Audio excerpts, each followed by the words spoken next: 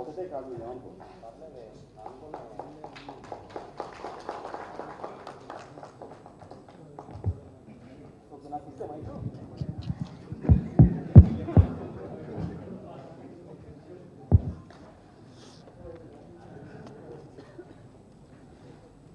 మనం ఎప్పుడో చేయవలసిన పనిని ఇప్పుడు చేస్తున్నాం. మల్లేష్ మాటల ప్రకారం సరే, కేసీఆర్ గారి పుస్తక ప్రదర్శన అని పేరు పెట్టి దానికి ఈ కార్యక్రమానికి అధ్యక్షత వహిస్తున్న మిత్రుడు గౌరీ శంకర్ గారు, బీఆర్ఎస్ పార్టీ రాష్ట్ర కార్యనిర్వాహక అధ్యక్షులు కేటీ రామారావు గారు, వేదిక మీద ఉన్న మిత్రులు రస్మై బాలకృష్ణ గారు, గోరెట్టి వెంకన్న గారు, వల్లంబట్ల గారు, తులజా సింగ్ గారు, అన్న శ్రీధర్ అన్న గారు, మిత్రులు దేశపతి గారు, పెద్దలు జ్వాల గారు, మల్లేశం గారు, పాపారావు గారు, అంజయ్ గారు, కార్యక్రమంలో ముందు ఆసనలైన పెద్దలు, మీడియా మిత్రులు అందరికీ నా నమస్కారాలు. వాస్తవమే మేము తప్పు చేసినాం.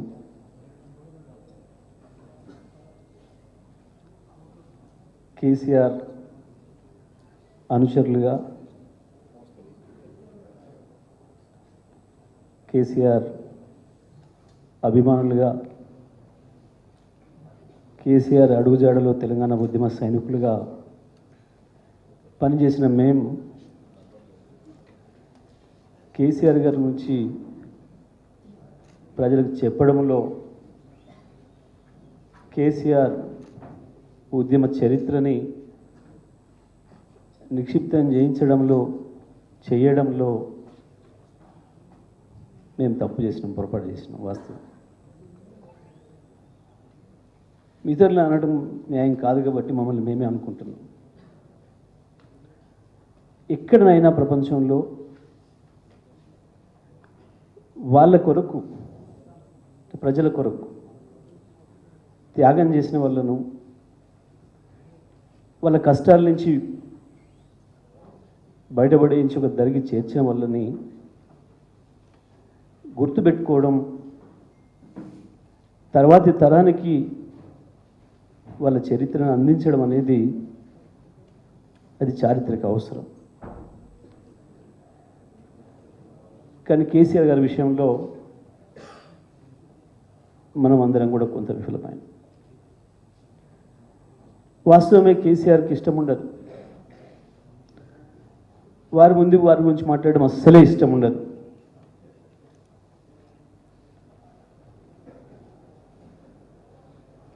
ఇష్టం ఉండనంత మాత్రాన వ్యక్తిగా వారికి ఇష్టం ఉండకపోవచ్చు, కానీ వారు నిర్మించింది చరిత్ర కదా. చరిత్ర నిర్మాత గురించి వెళ్ళే మనం మర్చిపోవడం అనేది, మనం మాట్లాడకపోవడం అనేది, మనం రాయలేకపోవడం అనేది, మనం చెప్పుకోలేకపోవడం అనేది మనం అందరం చేసిన పొరపాటు. ఎక్కడైనా సరే ప్రపంచంలో అనేక వందలు వేల జాతులు, లక్షల జాతులు వచ్చిపోయినాయి. ఇవాళ నిలబడ్డాయి అంటే వాటికి ఒక సరైన నాయకుడు ఉన్న చోట మాత్రమే నిలబడ్డాయి.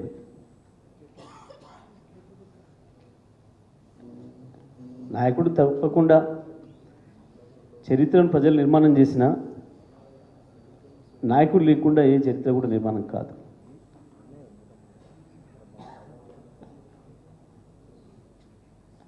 నిజమే, ఆ విషయాన్ని మల్లేష్ గారు, ఆయచితం అన్న, గోరెడ్డి గారు, బాలకిషన్, దేశపతి అందరూ మాట్లాడుతున్నారు. ముందుగా అంజయ్ గారు దానికి సంబంధించిన ప్రాధాన్యతను కూడా చెప్పారు. ఒక్క మాటలు చెప్పాలంటే ఇవాళ కొంతమంది ఇక్కడ మనం ఇటువంటి సభలో చిల్లర లిల్లిపుట్ల పేర్లు తీసుకోవాల్సిన అవసరం లేదు, కానీ అటువంటి వాళ్ళ మాటలు తీసుకోవాల్సిన అవసరం లేదు మనం. కానీ ఎందుకో కొంతమంది మిత్రులు నిజమే కేసీఆర్ లేకపోతే తెలంగాణ లేదు, తెలంగాణ రాష్ట్రమే లేదు, తెలంగాణ పదమే ఉండేది కాదు అనుకుంటూనే కానీ అని మొదలు పెడతారు. ఎందుకు ఆ కానీ రావాలో నాకు అర్థం కాదు. మిగతా విషయాన్ని పక్కన పెట్టండి. నేను కేటీఆర్ గారికి కూడా గుర్తుండొచ్చు అనుకుంటున్నా. 2014 ముందు చర్చలు జరిగినాయి మాకు బాగా. తెలంగాణ రాష్ట్ర ఏర్పాటు సందర్భంలో పార్టీని కాంగ్రెస్లో కలపడమా, పొత్తులోకి పోవడమా అన్న చర్చ వచ్చినప్పుడు నేను చాలా తీవ్రంగా వ్యతిరేకించిన దాన్ని. వ్యతిరేకిస్తున్న క్రమంలో నేను కేటీఆర్ గారితో అన్నమాట, కేసీఆర్ గారిని ముఖ్యమంత్రిగా కంటే తెలంగాణ వీరుడిగా, తెలంగాణ సాధించిన యోధుడిగా మాత్రమే గుర్తిస్తా, ఇష్టపడతాను. నేను తెలంగాణ సమాజంలో ఆ పేరు మిగిలిపోవాలి. కేసీఆర్కి ముఖ్యమంత్రి పదవి చాలా చిన్నది. కేసీఆర్ చరిత్రలో వాస్తవం చెప్పాలంటే కేసీఆర్ కాలి గోటితో సమానమైంది కూడా కాదు అనే మాట నేను చెప్పిన ఆ రోజు. నేను అట్లనే ఇష్టపడతా. సాధించింది మామూలు విజయం కాదు, ఎదుర్కొన్నది సాధారణమైన శత్రువుల్ని కాదు. దురదృష్టం ఏంటంటే చాలామంది కవి మిత్రులు కావచ్చు, రచయితలైన మిత్రులు కావచ్చు, ఇతరులు చాలామంది కూడా కేసీఆర్ను ఒక రాజకీయ నాయకుడిగా చూసి మాట్లాడడం మొదలుపెట్టారు. ఇది దురదృష్టం, ఇది మన దురదృష్టం. నేను జీవితంలో అత్యంత ఎక్కువ బాధపడ్డ రోజు కేసీఆర్ గారి పైన ఇతర పార్టీలు పోటీ పెట్టిన సందర్భంలో గజ్వేల్లో. ఒక్కొక్క ప్రాంతం ఎట్లా ఉంటుంది, వాళ్ళ కొరకు కొట్లాడిన నాయకుల గురించి వెళ్ళి ఇతరుల గురించి వెళ్ళడానికి మన ముందుంది ఒక సాక్ష్యం. నాగార్జున సాగర్ని కిందికి తీసుకుపోయి 19 కిలోమీటర్లు తెలంగాణకు ద్రోహం చేసి, నల్గొండ జిల్లాకు ద్రోహం చేసి కృష్ణా జిల్లాకు నీళ్లు తీసుకుపోయినందుకు ఒక ఇంజనీర్నే ఏకగ్రీవంగా ఎంపిక చేసి కేంద్ర మంత్రిని చేయడానికి రికమెండేషన్ చేసింది అప్పటి ఆంధ్రప్రదేశ్. ఒక చిన్న పనికి 1,00,000 ఎకరాలకు నీళ్ళు ఇచ్చినందుకు, అది కూడా తీవ్రంగా కరువు బారిన పడి దెబ్బతింటున్న తెలంగాణలో ఒక ప్రాంతానికి అన్యాయం చేస్తూ కింది తీసుకుపోయి ఇచ్చినందుకు గంత పెద్ద బహుమానం ఇచ్చింది ఆ ప్రాంతం. కానీ తన ప్రాణాన్ని పణంగా పెట్టి ఈ పదవులు ఇదవులు వదలడం అనేది చిన్న విషయం కేసీఆర్ దృష్టిలో. ప్రాణాన్ని ప్రాణంగా పెట్టి తెలంగాణ తీసుకొచ్చి మన అందరం తెలంగాణ వాసులమని చెప్పి గర్వపడే పద్ధతుల్లో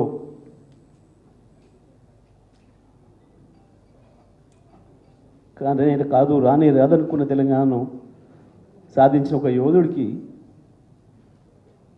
ఈ రాష్ట్రంలో ఉండే పార్టీలు ఇచ్చిన గౌరవాన్ని చూసి నేను బాధపడుతుంటాను. చాలా సందర్భాల్లో నేను అదే మాట్లాడాను. వెంకన్నతో మాట్లాడినప్పుడు కానీ, గౌరీతో మాట్లాడినప్పుడు కానీ, ఇతర సాహిత్య మిత్రులతో మాట్లాడుతున్నప్పుడు కానీ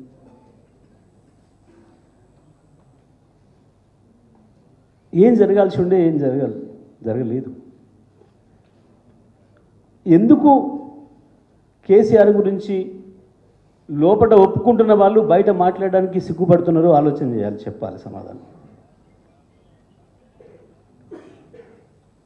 దేనికి భయపడి, దేనికి ఆశపడి, ఎందుకు కేసీఆర్ గురించి రాయాలంటే, కేసీఆర్ గురించి మాట్లాడాలంటే బిడియపడుతున్నారో, బాధపడుతున్నారో, సిగ్గుపడుతున్నారో చెప్పాలి వాళ్ళే.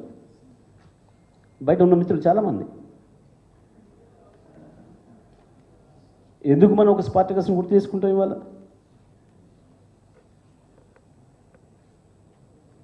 ఎందుకు ఒక మార్క్స్ని యాద్ చేసుకుంటాం?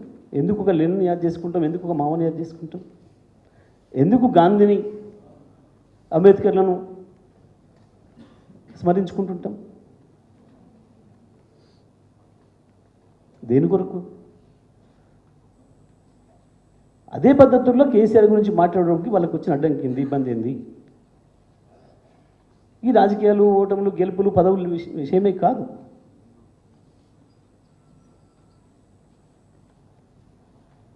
చిన్నది ఈ ఓటమి అనేది. ఎందుకు జరిగింది? కేసీఆర్ ఏది చేసినా యజ్ఞంలాగా చేయటం అలవాటు ఆయనకి, దాంట్లో లీనమైపోవడం అలవాటు. మనం చాలామంది శాస్త్రవేత్తల గురించి వింటుంటాం, చాలామంది శాస్త్రవేత్తల గురించి. ఒక ఆయన పోత రైల్లో భార్యను మర్చిపోయిందట, ఇంకొక ఆయన ఇంకోటి మర్చిపోయిందట, ఇల్లు మర్చిపోయిందట, దారి మర్చిపోయిందట. అంటే ఏంది? వాళ్ళు అనుకున్న దాంట్లో లీనమైపోవడం వల్ల వచ్చిన భౌతిక సమస్య అది. కేసీఆర్ కూడా బలహీనత ఉంది. తెలంగాణ రాష్ట్ర ఉద్యమం సందర్భంగా ఏది గుర్తులేదు ఆయనకు ప్రపంచంలో, తెలంగాణ అంశం తప్ప. రాష్ట్రం సాధించిన తర్వాత అభివృద్ధి యజ్ఞంలో లోపలికి పోయిండు, మర్చిపోయిండు. అప్పుడు తెలంగాణ పిచ్చిలో ఉన్నాడు అని అనుకుంటే తర్వాత అభివృద్ధి పిచ్చిలోకి పోయిండు. రాజకీయాలు మర్చిపోయిండు, రాజకీయ నాయకుడు అనే విషయమే మర్చిపోయిండు. అంతగా తెలంగాణ ప్రజల జీవితాల్లో వెలుగులు నింపడానికి ప్రయత్నం చేశారు. మమ్మల్ని కూడా దాంట్లోనే పెట్టారు. ప్రతి క్షణం నిజమే. ప్రణబ్ ముఖర్జీ గారు అన్నారు మాట, ఆయన ప్రోటోకాల్ని దాటి వచ్చి ఆయన సొంతంగా శాలువా తెప్పించుకొని బొకే మేము ఆయనకి ఇవ్వడానికి పోతే ఆయన కేసీఆర్ గారికి శాలువా కప్పి బొకే ఇచ్చి, చంద్రశేఖర్ నువ్వు అదృష్టవంతుడివి, నీ ప్రపంచం మొత్తం చదివిన నేను అనేక ఉద్యమాలు చదివిన, దేశాల స్వతంత్రాల కొరకు, జాతుల విముక్తి కొరకు జరిగిన అనేక పోరాటాలని చరిత్ర చదివిన, తనే ప్రారంభించి ఆ లక్ష్యాన్ని చేరుకున్న వాళ్ళు అతి తక్కువ మంది ప్రపంచంలో. అందులో నువ్వు ఒకడివి. నువ్వు అనుకున్న సమయంలో సాధించినవు నీ జీవితకాలంలో. చాలా ఉద్యమాలు ప్రారంభించిన వాళ్ళ జీవితకాలంలో ముగించలేదు. ఆ తర్వాత 2-3 తరాలు వచ్చిన తర్వాత కూడా సాధ్యం కాలేదు అన్నమాట.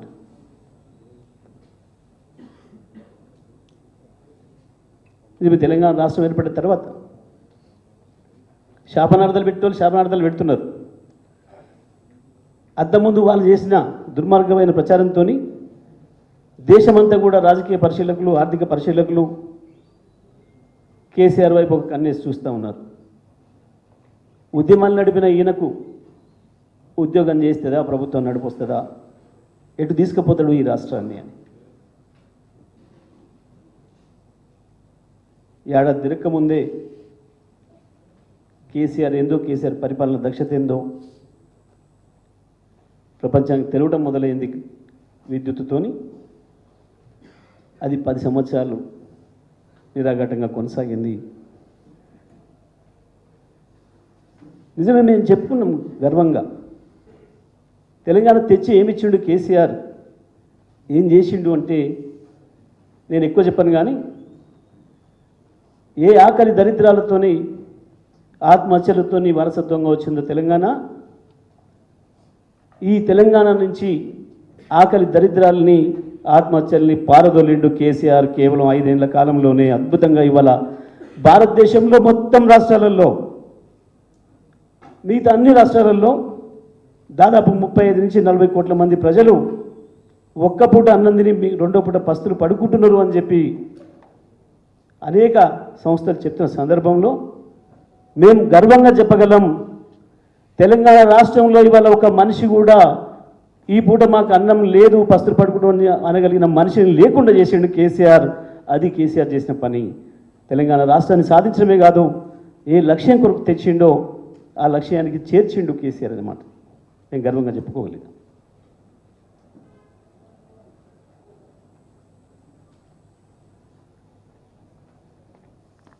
నిజమే, ఇవాళ గోరటెంకన్న తను రాసిన పాటలకు తనే సమాధానాలు మళ్ళీ వాళ్ళు రాస్తున్నాడు. ఎవరి వల్ల అంటే కేవలం కేసీఆర్ వల్ల మాత్రమే అనే విషయం తను స్పష్టంగా చెప్పిండు, ఎటువంటి సంకోచం లేకుండా.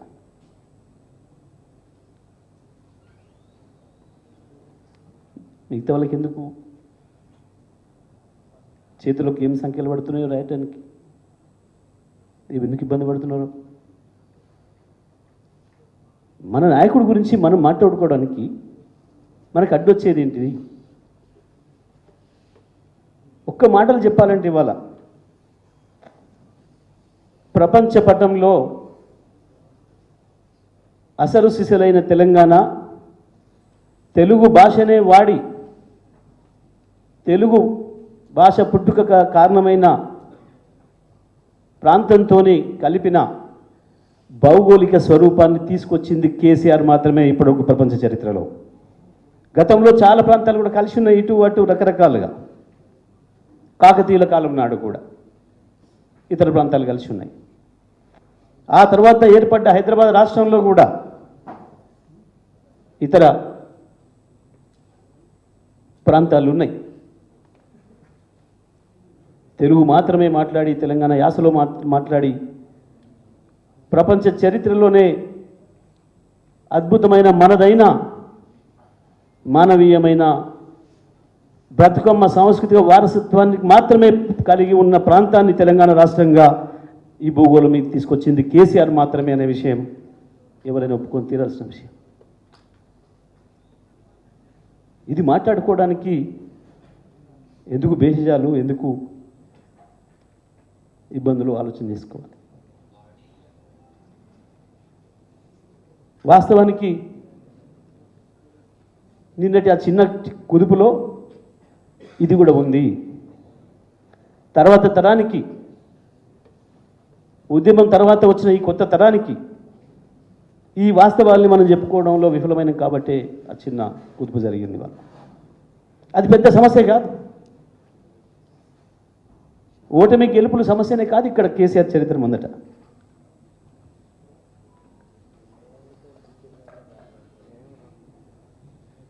నిజమే, పాపం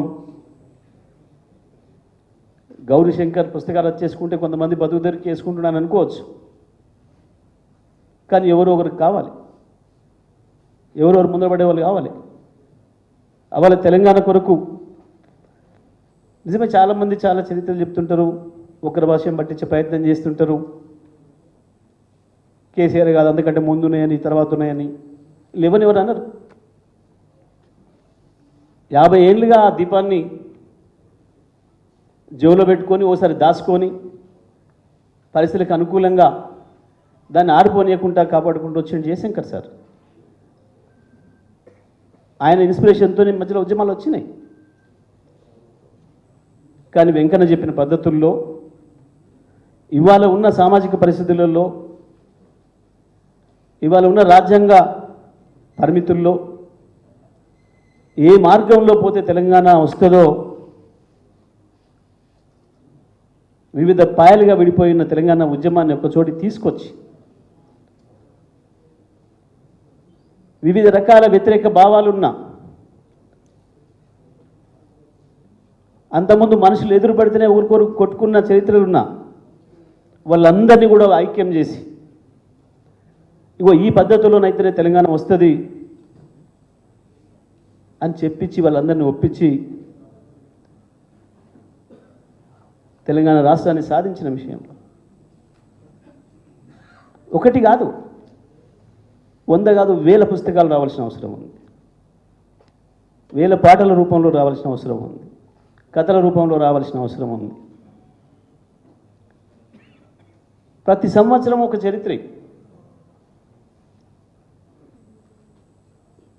ఉద్యమాన్ని పక్కదారి పట్టించడానికి శత్రువులు చేసిన ప్రయత్నం, అంతర్గత శత్రువుల తోడ్పాటు, ఇంటి దొంగల మోసాలు, కుట్రలు, అన్నిటి నుంచి ప్రతిదానికి ఒక చరిత్ర, ప్రతిదానికి ఒక పుస్తకమే. ఒక మాటలు చెప్పాలంటే 14 సంవత్సరాల కేసీఆర్ పోరాటం ప్రతిరోజు ఒక పుస్తకమే, ప్రతిరోజు ఒక చరిత్ర.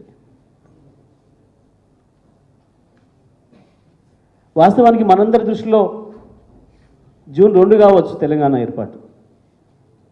కానీ కేసీఆర్ దృష్టిలో డిసెంబర్ 9 తెలంగాణ రాష్ట్రం ఏర్పాటు జరిగిపోయింది.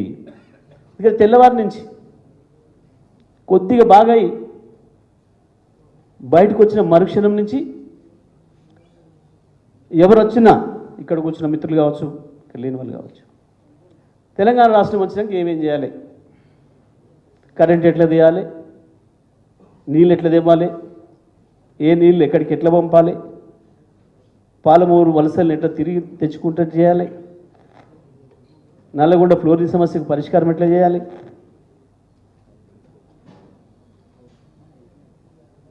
గోదావరిని తెలంగాణ బిల్లుకి ఎట్లా మలుపాలి, ఈ ప్రణాళికలు 2010 డిసెంబర్ జనవరి నుంచి మొదలుపెట్టాడు.